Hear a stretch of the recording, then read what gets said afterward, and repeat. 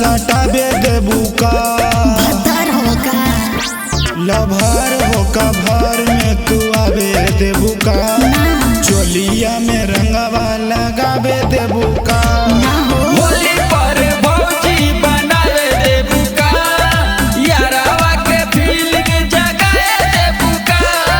पगले हो का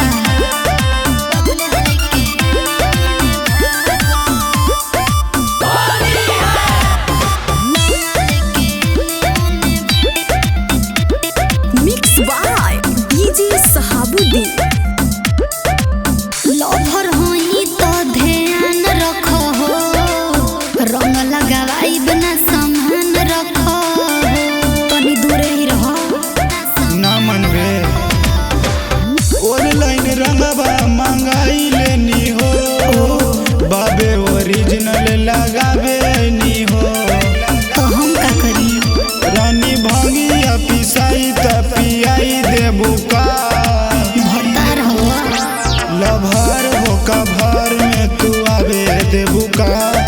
चोलिया में रंगवा लगाबे देबू का होली पर भौजी बनावे देबू का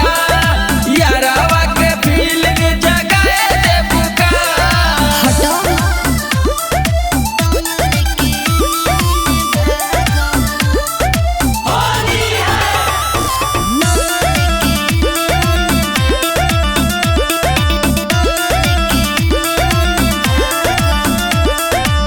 कोला पिलोइलो दिमाग हिलेला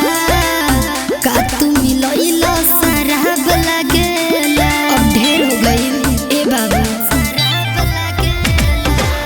फागुन में हमरा से मिल जइबू हो रंगवा लगाई त खिल जइबू हो हाँ हो एहो एक बेरी पुआ खियाई देबू का